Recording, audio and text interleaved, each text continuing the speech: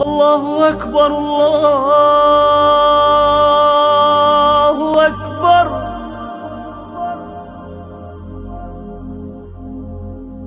Ashhadu an la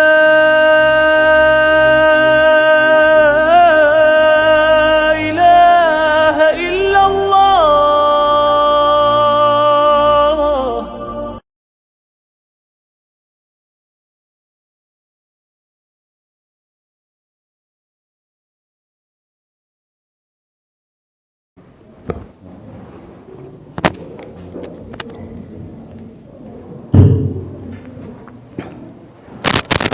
Bismillahirrahmanirrahim.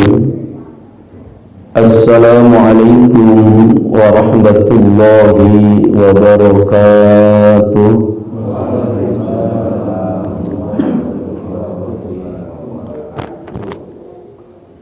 Alhamdulillahillazi an'amana bi ni'matil iman wal islam.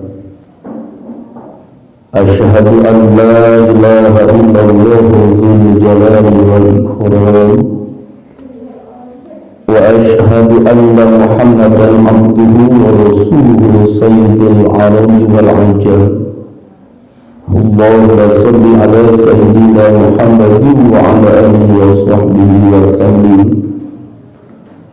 Rabbi shrah li sadri wa yassir li amri wahlul 'uqdatam min lisani yafqahu qawli. Amma ba'd. Fa ya ibadallah, usi nafsi wa iyyakum bittaqwallah faqad fazal muttaqun. Jamaatul kiram yang dirahmati Allah, puji dan syukur kita panjatkan kehadirat Allah Subhanahu wa Ta'ala. Salawat dan salam senantiasa dilimpahkan kepada junjungan kita baginda Nabi Muhammad sallallahu alaihi wasallam, kepada keluarganya, sahabatnya dan seluruh pengikutnya hingga hari kiamat. Alhamdulillah, pada pagi hari ini kita bersama-sama berijtima berkumpul di masjid ini dengan diawali niat i'tikaf, melaksanakan sholat subuh berjamaah, berzikir, dan dilanjutkan bersama-sama kita menelaah kandungan ayat suci Al-Quran, yang mana pada pagi hari ini kita akan lanjutkan bahasan dalam Al-Quran surah An-Nisa ayat 20, 21 dan 22. Mudah-mudahan waktunya juga cukup. Mengawali apa yang akan disampaikan pada pagi hari ini, tentunya saya sampaikan permohonan maaf apabila yang disampaikan kurang berkenan. Wabil khusus mengingatkan bahwasanya apabila nanti yang disampaikan tidak sesuai dengan ketentuan yang terdapat dalam Al-Quran, mohon untuk langsung diberitahukan agar kajian ini tidak ada hal-hal yang menyimpang ataupun keluar daripada ketentuan yang semestinya.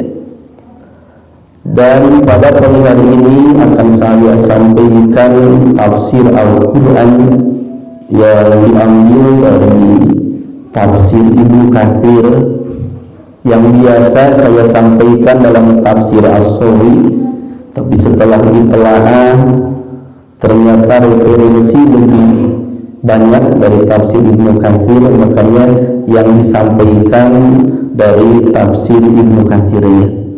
Barangkali yang membawa Al-Quran atau yang melalui handphone bisa dilihat Al-Quran surah An-Nisa ayat 20. A'udzu billahi as-sami'il 'alim minasy syaithanir rajim. Bismillahirrahmanirrahim. Wa in aradtum istibdala zawjin makana zawjin wa ataytum ihdahunna qintaran fala ta'khudhu minhu syai'an atakhudhunahu buhtanan wa ithman mubina wa kaifa ta'khudhunahu wa qad afdha ba'dukum ila ba'd wa akhadna minkum mithaqan ghalidha wa la tankihu ma nakaha aba'ukum minan nisa'i illa ma qad salaf innahu kana fahishatan wa maqtan wa sa'a sabila wallahu a'lam bishawab. Wa in aradtum, dan jikalau kamu menginginkan istibdala zaujin, mengganti istri, makana zaujin di tempat istri yang lain, wa ataitum, dan engkau telah memberikan ihdahunna kepada salah satu daripada istri-istrimu kintoran, harta yang banyak, fala ta'khudhu minhu syai'an, maka janganlah engkau mengambilnya kembali sedikit pun. Atakhudhunahu, apakah engkau akan mengambilnya buhtanan, dengan jalan dusta, wa isman mubina, dan dosa mubina yang jelas. Itu secara harfiah terjemah yang terdapat dalam Al-Quran Surah An-Nisa ayat 20. Sebelum disampaikan tafsirannya, ini perlu saya sampaikan rangkuman daripada ayat sebelumnya, karena ayat 20 ini erat kaitannya dengan ayat 19. Karena mungkin waktu yang sudah lama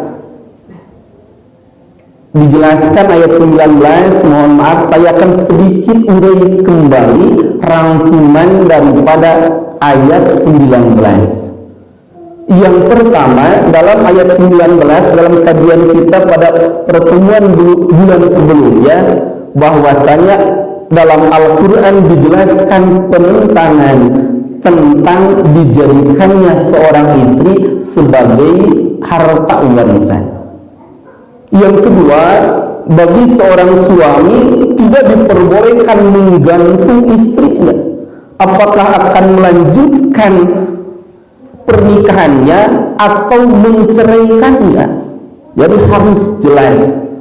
Yang ketiga, perintah Allah kepada kita para suami, muasyarah bil ma'ruf, senantiasa menggauli istri kita dengan jalan ma'ruf, dengan jalan-jalan yang baik, dengan ucapan, dengan perbuatan, dengan apapun yang kita kerjakan, haruslah memberi nilai baik untuk istri kita. Dan yang terakhir, apabila sudah tidak ada rasa cinta terhadap istri kita karena berbagai hal, maka senantiasa kita bersabar. Seperti dalam pertemuan sebelumnya sedikit disampaikan bagaimana kisah Sayyidina Umar ibn Khattab. Dengan segala kehebatannya, Umar ibn Khattab senantiasa diam di hadapan istrinya. Sedikit juga saya sampaikan cerita salafus salih, ulama-ulama salih yang terdahulu, bahwasanya ada dua saudara fillah di jalan Allah. Tatkala saudara yang pertama dia bersilaturahmi kepada saudaranya, saat itu saudaranya sedang tidak ada. yang dijumpai hanyalah istrinya. Lalu dia ngobrol dengan istri tersebut, menyampaikan istri tersebut keluhan-keluhan daripada rumah tangganya, menjelekkan suaminya. Setelah itu datanglah saudaranya dari pekerjaan tersebut. Dalam kisah tersebut adalah hamil hatab, mencari kayu bakar. Yang terjadi dari hutan dia naik harimau ke rumahnya. Lalu dia mengobrol, bercengkrama. Setelah itu selesai pamittan. Satu tahun kemudian saudaranya datang kembali, tapi tatkala itu dijumpai istri yang berbeda. Lalu dia menceritakan segala kebaikan suaminya. Setelah itu datanglah saudaranya atau suami daripada istri tersebut, dia membawa kayu bakar dengan jalan kaki. Jamaah kiram yang dirahmati Allah, ditanyakan apa yang terjadi. Tahun kemarin saudaranya datang dari hutan membawa kayu bakar dengan naik harimau. Tetapi tahun sekarang berjalan seperti biasa saja. Diceritakanlah bahwasanya tahun kemarin dia memiliki istri yang kurang baik, istri yang sering menjelek-jelekan suaminya, tapi dia ridho, sabar. Maka Allah memberikan karomah, keistimewaan yang luar biasa. Harimau bisa takluk di hadapannya. Lalu diceraikanlah istri yang tidak baik tersebut, menikah lagi dengan istri yang solihah. Setelah itu kejadian seperti ketika pulang ya biasa, karena dia ridho dengan istrinya yang solihah tersebut, maka keistimewaan yang tadi tidak diberikan. Itu sebagai gambaran-gambaran kecil yang diceritakan bahwasanya tatkala seorang suami bersabar terhadap segala keburukan istrinya, maka disampaikan baginda Nabi faqad utiya misla ajri Ayyub alaihissalam, akan diberikan pahala seperti diberikan pahala terhadap Nabi Ayyub alaihissalam. Jamaatul kiram yang dirahmati Allah, itu sedikit kesimpulan yang terdapat dalam Al-Quran surah An-Nisa ayat 19. Dan untuk ayat yang ke-20 ini, wa in aradtum istibdala zaujin makana zaujin, tatkala rasa sayang sudah memudar, rasa cinta sudah menjadi luka, sehingga suami tersebut menginginkan mengganti istrinya dengan istri yang lain. Ini bukan hal yang salah, karena dalam hukum Islam ada yang dinamakan tolak. Walaupun tolak juga abghadul halal indallah at-tolak. Tatkala dalam rumah tangga sudah tidak ada kesesuaian, sudah tidak ada saling pengertian satu sama lainnya, dalam syariat Islam ada yang dinamakan tolak. Itu diperbolehkan walaupun tentunya dibenci oleh Allah Subhanahu wa taala. Nah, dalam ayat ini bagi seorang suami tatkala dia ingin mengganti istrinya, mohon maaf, saya menggunakan kalimat mengganti karena redaksi ayat ini di sini istibdala. Istibdala itu mengganti. Apabila seorang suami karena sudah tidak ada kesesuaian dengan istrinya, lalu dia menginginkan istri yang lain untuk menjadikan istrinya, maka dalam aturannya wa ataitum ihdahunna qintaran, dan dia telah memberikan mahar ataupun harta yang sangat banyak, fala ta'khudhu minhu syai'a, jangan sesekali mengambil apapun yang telah diberikannya. Yang disampaikan oleh Imam Fahru Razi bahwasanya kebiasaan orang Arab, ruya anna rajula minhum idza mala ila tazawwuj bimra'atin ukhra roma zawjata nafsihi bil fahisha hatta yurji'aha ila al-iftida'i minhu bima a'taha yusrifahu ila tajawuzil mar'ati lati yuriduha. Mohon maaf, ini bukan memberikan contoh yang tidak baik. Dalam tafsir dijelaskan di zaman dahulu, zaman jahiliyah, anna rajul, apabila seorang laki-laki, seorang suami mala ila tajawuz bi mur'atin ukhra, hatinya sudah menginginkan perempuan lain, ada tambatan hati yang lain, maka roma zaujata nafsul fahisha, laki-laki tersebut dia memfitnah istrinya berbuat fahisha.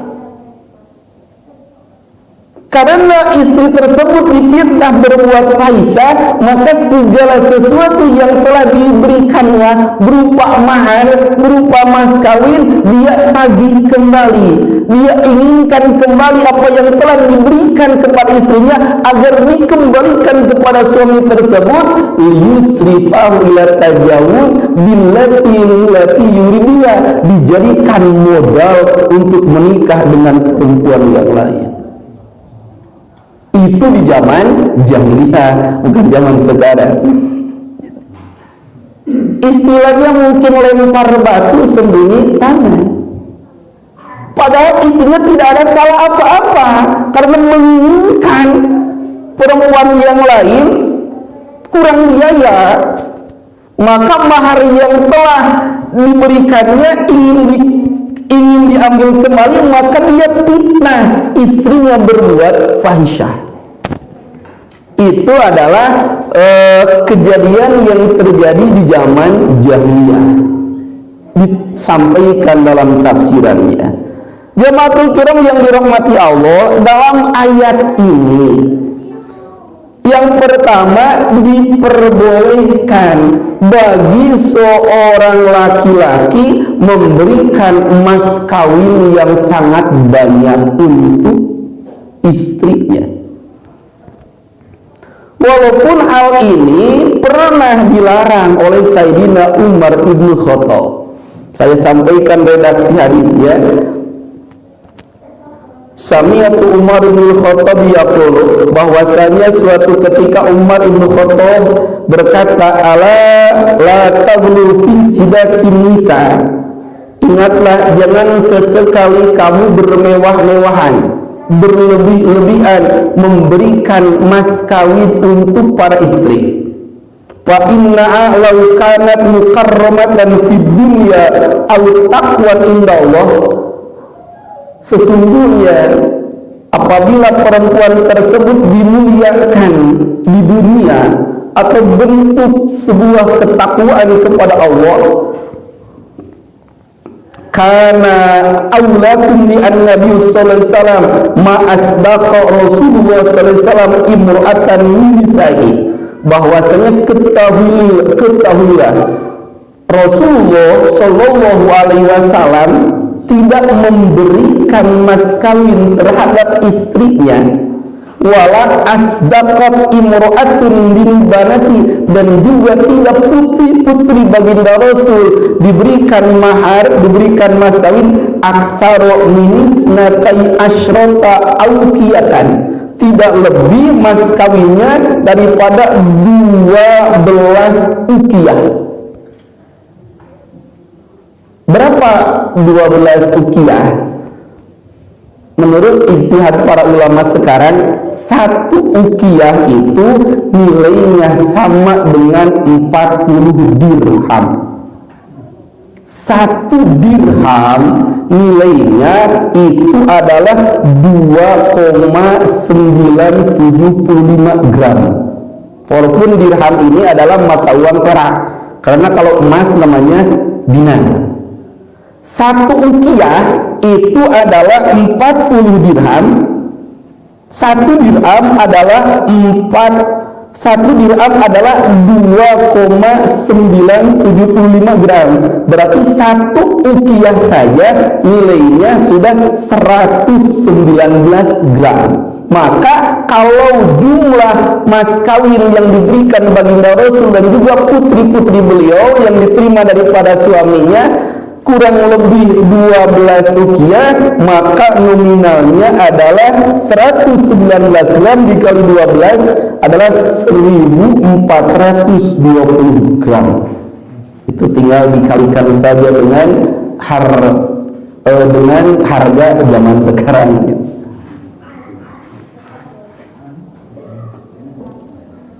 Wa in kana ar-rajulu la yubtala bi sadaqati murati hatta yakunu laha adawatun fi nafsi wa hatta yakuna qultu ilaika ala alikal kirbah. Masih yang disampaikan Sayyidina Umar bahwasanya terkadang kejadian seorang laki-laki ia diuji dengan memberikan mas kawin terhadap calon istrinya sehingga ada perselisihan dalam dirinya. Aku sudah berkorban banyak hatta alikal kirbah, sampai aku menggadaikan kirbah, gadaikan apa saja demi memberikan mas kawin untuk istrinya. Makanya Umar ibn Khattab termasuk orang yang mencegah agar tidak memberikan mahar yang terlalu banyak. Tapi yang disampaikan oleh Sayyidina Umar ibn Khattab sesuai dengan ayat ini, surah An-Nisa ayat 20, itu dibantah kembali. Karena tatkala Sayyidina Umar ibn Khattab menyampaikan hal tersebut, tiba-tiba datanglah seorang perempuan. Wahai ibnu Khattab, apakah engkau sudah membaca firman Allah daripada Quran surah An-Nisa ayat 20? Bahwasanya dalam An-Nisa ayat 20 ini dijelaskan, wa ataitum ihdahunna kintaran fala takhudhu min syai'a. Apabila seorang suami telah memberikan kintaran, masalah kintoron dalam ayat 20 ini sama pengertiannya dengan surah Ali Imran ayat 14. Sedikit kita ulang kembali dalam surah Ali Imran ayat 14. Kalau salah mohon dibenarkan. Zuyyina linnasi hubbus syahawati minan nisa'i wal banina wal qanatiril muqantarati minadz zahabi wal fiddah ila akhir. Bahwasanya diberikan rasa indah bagi seorang laki-laki hubbus syahwat, mencintai istrinya, wal banin, anak laki-laki, wal qanatiril muqantarah. Qanatiril muqantarah itu artinya harta yang sangat banyak. Lalu berapa yang dimaksud dengan qanatiril muqantarah? Sesuai dalam Al-Quran surah An-Nisa ayat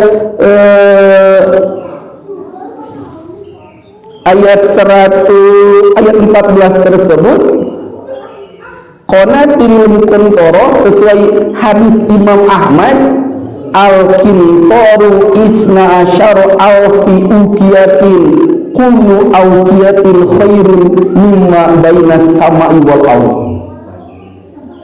Al-kintor, satu kintor itu, yang dimaksud kintor itu nilainya adalah isna asyara alfi ukiyatin, 12.000 ukiyah.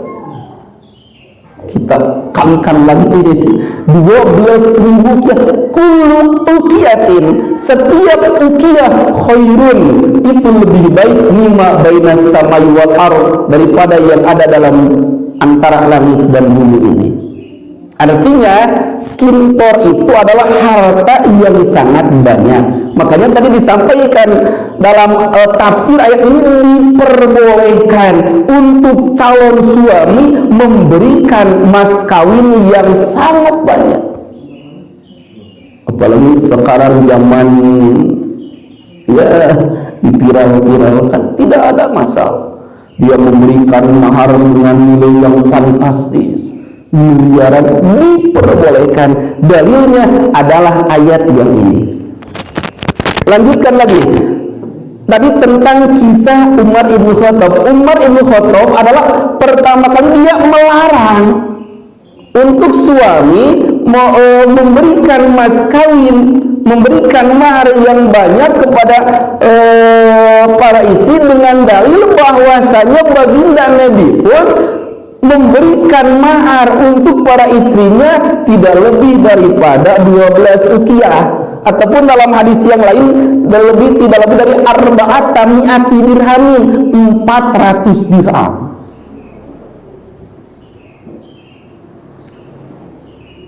Lalu disangka oleh seorang istri, wahai Ibnu Khattab, apakah engkau tidak membaca firman Allah dalam Al-Quran surah An-Nisa ayat 20, wa ataitum ihdahunna qintaran, memberikan kepada istrinya qintaran, harta yang sangat banyak.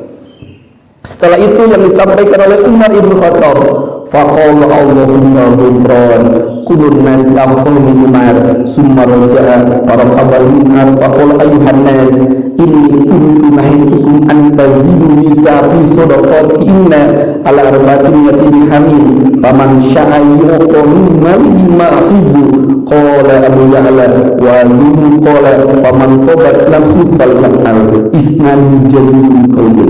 Setelah disangka oleh istri tersebut, akhirnya Umar berkata, ghufran, maafkan saya. Ini seorang pemimpin yang sangat bijaksana, tidak mau kalau salah ia berkata salah, tidak egois. Ghufran, maafkan saya. Kullu nasi afqahu min Umar, setiap manusia lebih pintar daripada Umar. Setelah itu Umar menyampaikan kembali, dia menyampaikan lagi kepada para sahabat, ayyuhan nas, wahai sekalian manusia, ini kuntu nahitukum, sesungguhnya aku pernah melarang kalian antazidu nisa'a fi sadaqatihinna, melarang melebihkan para istri dalam mas kawinnya ala arba'ati dirhamin, jangan lebih daripada 400 dirham seperti yang dilakukan oleh baginda Rasul. Paman sya'a ayyu'to, barang siapa menginginkan lebih daripada 400 dirham mimali mauhibu, silahkan. Akhirnya setelah itu disampaikan oleh Sayyidina Umar bin Khattab, artinya diperbolehkan kita memiliki seorang anak laki-laki, dia mau nikah, kita bekali putra kita dengan mahar yang sangat baik, diperbolehkan. Ini dalilnya. Kembali kepada pokok ayat ini, saya sambungkan kembali. Apabila seorang suami menginginkan mengganti istrinya dengan istri yang lain, sementara dia sudah memberikan harta yang banyak terhadap istri tersebut, maka aturannya fala ta'khudhu minhu syai'an, jangan sesekali mengambil sedikit pun apa yang telah diberikan kepada istrinya. Jangan seperti orang jahiliyah seperti disampaikan dalam kisahnya, karena menginginkan harta yang diberikan kembali lagi, dia sengaja menyebarkan fitnah bahwasanya istrinya berbuat fahisyah dengan harapan yang telah diberikan dikembalikan lagi. Aturan sebenarnya fala ta'khudhu minhu syai'an, yang sudah diberikan sudahlah, itu menjadi hak milik istri kita. Lalu Allah Subhanahu wa taala menyampaikan, atakhudunahu buhtanan wa isman mubina, apakah kamu akan mengambilnya buhtanan dengan jalan buhtan dan kebohongan, dusta, seperti sengaja menyebarkan fitnah, wa isman mubina, dan kalau engkau akan menanggung dosa yang sangat nyata.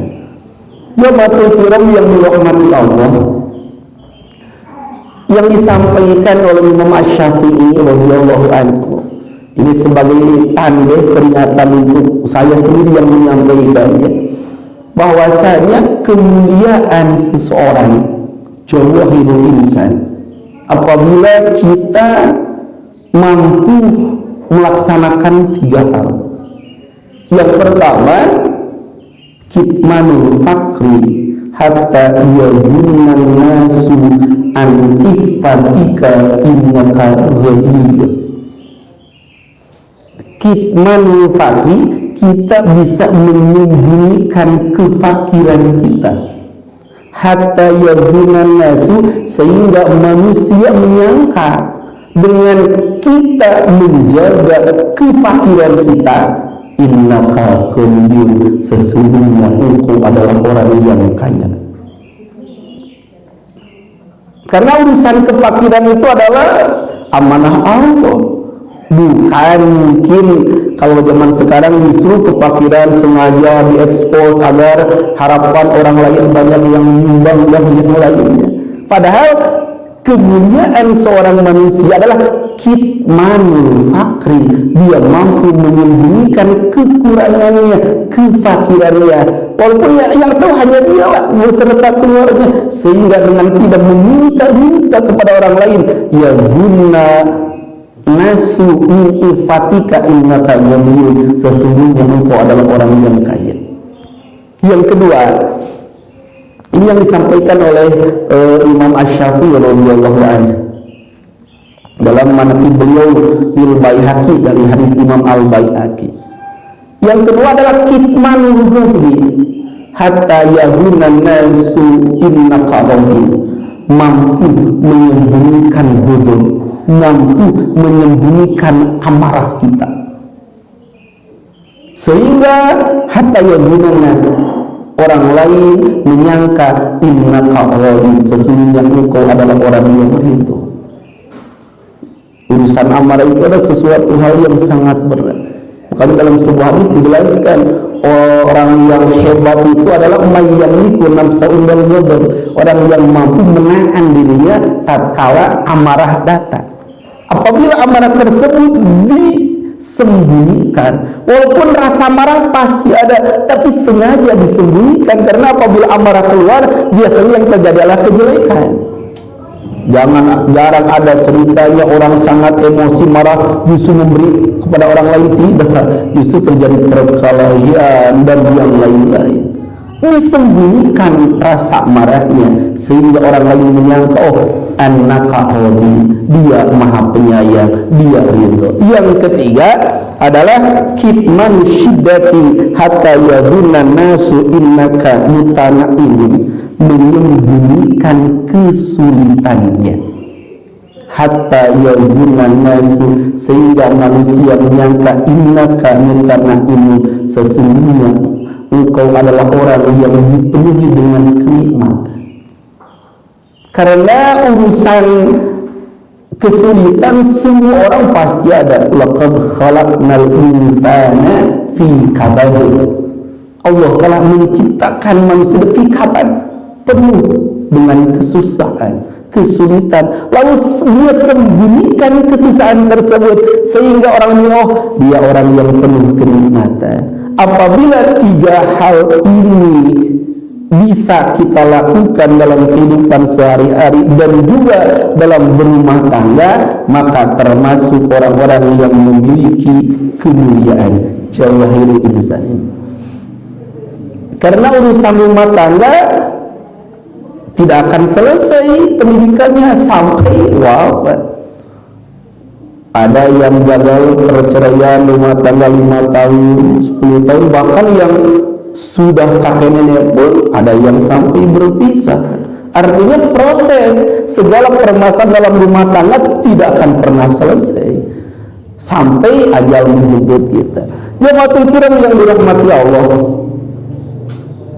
dalam ayat selanjutnya, ayat 21, wa kaifa ta'khudunahu wa qad afdha ba'dukum ila ba'din wa akhadna minkum mitsaqan ghalidha. Bagaimana kamu akan mengambil kembali harta yang telah engkau berikan terhadap istrimu, waqad afdo ba'dukum ila ba'din, sementara engkau sudah menggauli istrimu. Makanya dalam ayat ini sangatlah halus bahasanya.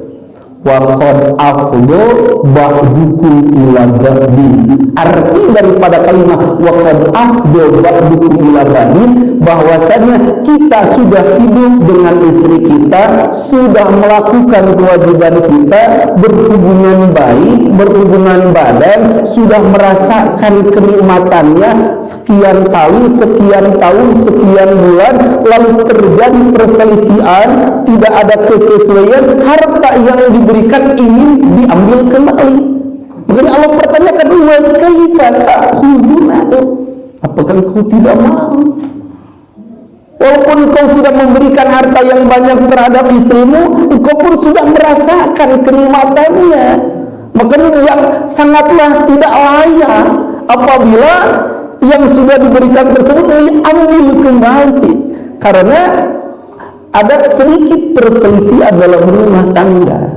Waqad afdo ba'dukum ila ba'din wa akhadna minkum mitsaqan ghalidha, dan para istri pun telah mengambil daripada kamu mitsaqan ghalidha, perjanjian yang sangat kuat.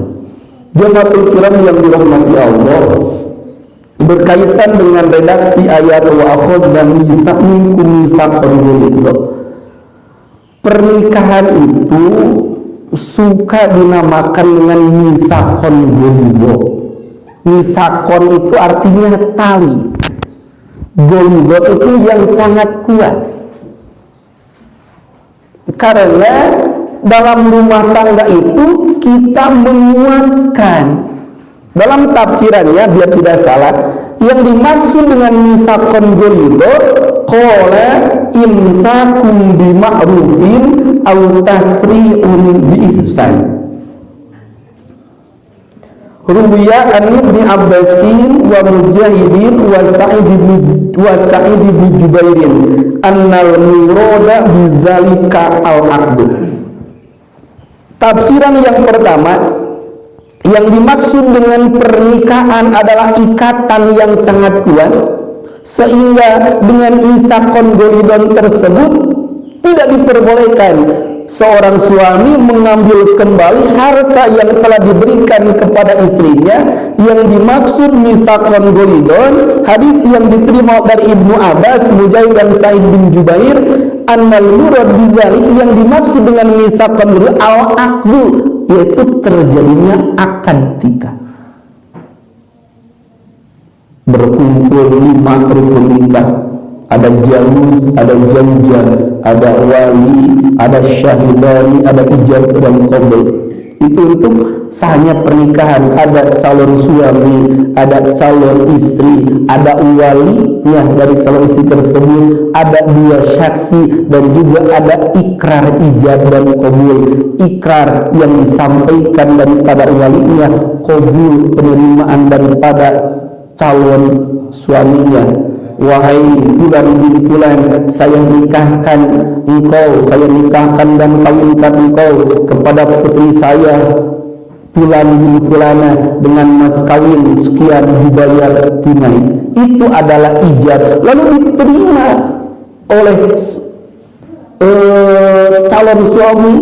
Qabiltu nikah bimahil madhkuri alam, saya terima nikah dan kawinnya kepada fulan bin fulan dengan mas kawin tersebut dibayar tunai. Nah, yang dimaksud misakon adalah al-aqdu, karena sudah ada akad, sudah ada ikatan, maka tidak boleh diambil kembali.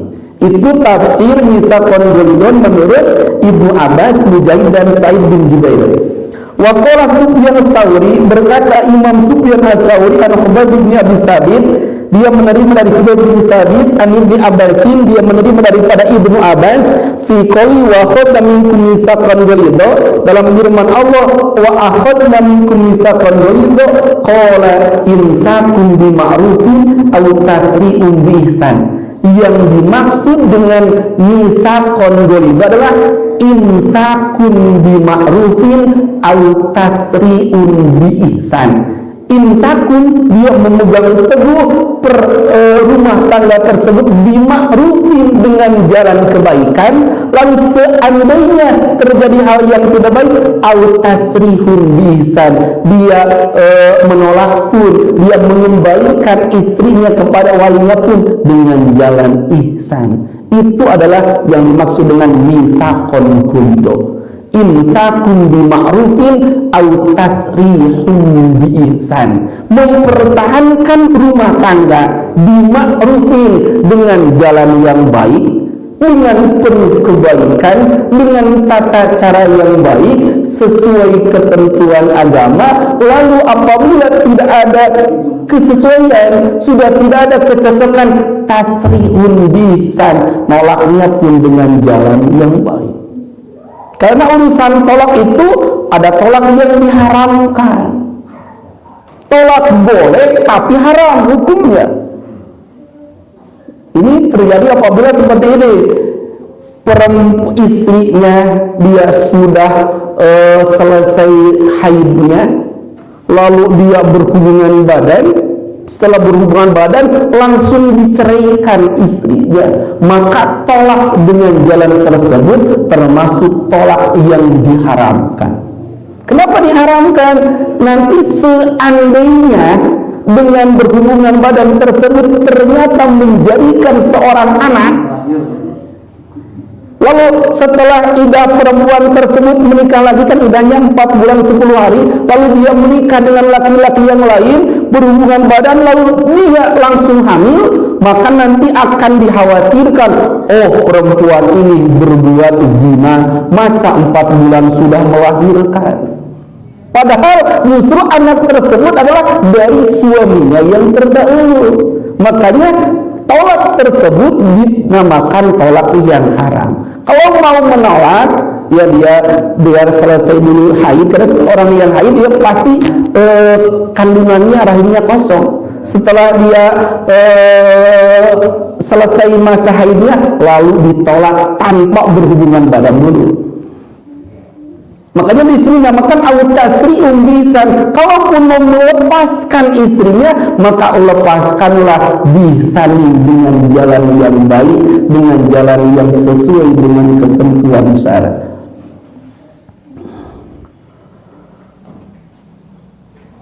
Itu yang kedua, tafsir daripada ayat mitsaqon ghalidha. Lalu disampaikan waqala Abu Ja'far Ar-Razi an Ibnu Anas fil ayati akhadtumuhunna bi amanatillah wastahlaltum furujahunna bi kalimatillah. Yang dimaksud dengan mitsaqon ghalidha yang disampaikan oleh Imam Abu Ja'far Ar-Razi, dia menerima dari Rubai bin Anas, bahwasanya mitsaqon ghalidha adalah akhadtumuhunna bi amanatillah wastahlaltum furujahunna bi kalimatillah.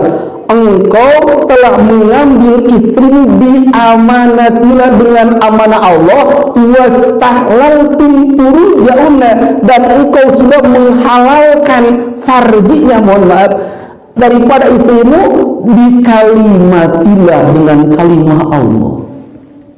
Kita mau menikah, kita bacakan syahadat dulu, asyhadu an la ilaha illallah wa asyhadu anna muhammadar rasulullah. Kita berikrar kepada Allah, disaksikan hadirin yang ada di tempat tersebut, saya bersaksi tiada Tuhan selain Allah, dan saya bersaksi Nabi Muhammad adalah utusan Allah.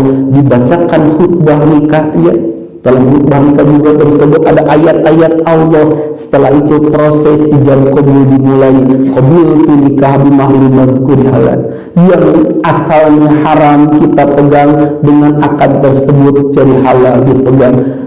Yang haram jadi halal menggunakan kalimat Allah. Makanya yang dimaksud dengan mitsaqon ghalidha menurut Abu Ja'far Ar-Razi an Rubai bin Anas adalah akhadtumuhunna bi amanatillah wastahlaltum furujahunna bi kalimatillah. Ini sesuai yang disampaikan dalam khutbah wada, khutbah terakhir baginda Nabi tatkala dia melaksanakan haji wada, haji yang terakhir tahun ke-9 Hijriah. Dalam wasiat baginda Nabi, qala fiya wastausu bin nisa'i khairan fa innakum akhadtumuhunna bi amanatillah wastahlaltum furujahunna bi kalimatillah. Ini termasuk wasiat terakhir yang disampaikan baginda Nabi kepada para sahabat khususnya dan juga kepada kita. Wastausu bin nisa'i khairan, wasiatkanlah kepada perempuan khairan dengan penuh kebaikan. Baginda Nabi terus menyampaikan, jaga istrimu, pergauli istrimu dengan khairan, dengan kebaikan. Jangan sesekali menyakiti istrimu.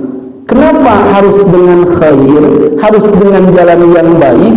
Fa innakum, sesungguhnya kamu, akhadtumuhunna, mengambil istri tersebut, mengambil perempuan tersebut, dijadikan istri kita di amanatillah, dengan amanah Allah.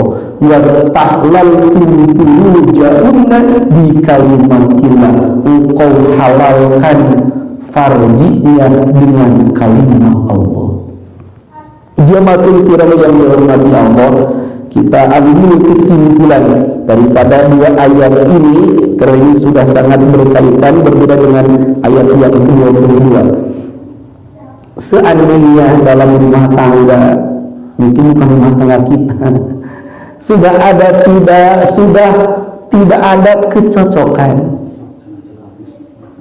atau problem dalam rumah tangga, maka tidak ada salahnya dibenarkan diceraikan, mengambil perempuan yang lain untuk dijadikan istri kita, dengan catatan apabila kita telah memberikan sesuatu hal, bahkan sesuatu tersebut kintoron dalam nominal yang sangat banyak, jangan sesekali mengambil kembali apa yang telah kita berikan untuk istri-istri yang terdahulu, dengan jalan apapun, dengan cara apapun, apalagi dengan cara buhtanan, kebohongan, wa isman mubina, dan dengan dosa yang akan kita tanggung.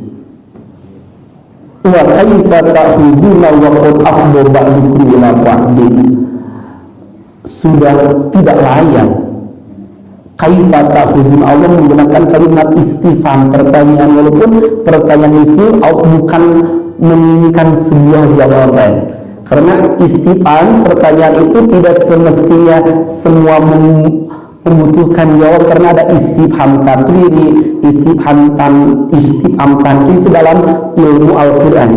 Walaupun kalau kita tahunya yang namanya pertanyaan pasti butuh jawaban. Dalam pertanyaan ini Allah bukan menginginkan jawaban dari kita, tapi memberikan penjelasan. Tidaklah baik apabila kita mengambil kembali yang telah diberikan kepada istri yang terdahulu, apalagi kita sudah merasakan kenikmatan dengan menggauli istri tersebut, dan juga pernikahan itu dengan mitsaqan ghalidha, dengan ikatan yang kuat. Bisa maknanya akdu, bisa maknanya imsakun bima'rufin aw tasrihun biihsan, bisa juga innakum akhadtumuhum bi amanatillah wastahlaltum furujahunna bi kalimatillah. Itu sudah sampai kajian kita dalam ayat 21, ayat 20 dan ayat 21. Wala tankihu ma nakaha aba'ukum minan nisa'i illa ma qad salaf innahu kana fahishan wa maqtan wa sa'a sabila. Insyaallah untuk ayat 22 kita lanjutkan dalam pertemuan kita selanjutnya insyaallah. Di akhir kata kita sama-sama berdoa kepada Allah Subhanahu wa taala. Tentunya kita memohon segala kebaikan kepada Allah. Kita mohonkan, kita minta kepada Allah agar kita semua beserta keluarga diberikan kesehatan, sehat, yang senantiasa diberikan dengan kebaikan, umur yang panjang yang bisa kita pergunakan untuk beribadah kepada Allah Subhanahu wa Ta'ala. Putra putri kita yang merupakan harapan pada usia kita doakan mudah-mudahan menjadi hamba-hamba Allah yang soleh dan solehat, yang senantiasa mampu berbakti kepada orang tua, kepada kita semua sebagai orang tuanya, dan juga senantiasa menjadi hamba Allah yang bisa mengabdikan dirinya kepada Allah. Segala hajat dan keinginan kita, karena urusan dunia ini tidak akan lepas daripada segala keinginan kita minta kepada Allah. Mudah-mudahan apa yang kita rencanakan, apa yang kita ingin yang baik di hadapan Allah, Allah segera mengijabahnya. Dan juga apabila saat ini ada tetangga kita, khususnya jamaah Masjid Jami Su'atul Hasani yang sedang sakit, kita sama-sama doakan mudah-mudahan yang saat ini dalam keadaan sakit segera Allah ambil penyakitnya, Allah gantikan dengan kesehatan seperti sedia kala. Amin ya Allah ya Rabbal alamin. Ala hadhihi wal qur'an wa bi kulli niyatin sholihah bismillahir rahmanir rahim. A'udzu billahi minasy syaithanir rajim. Bismillahirrahmanirrahim. Alhamdulillahi rabbil alamin. Ar-rahmanir-rahim. Maliki yaumiddin. Iyyaka na'budu wa iyyaka nasta'in. Ihdinas siratal mustaqim. Siratal ladzina an'amta 'alaihim ghairil maghdubi 'alaihim waladdallin. Kurang lebih untuk dimakan. Assalamualaikum warahmatullahi wabarakatuh.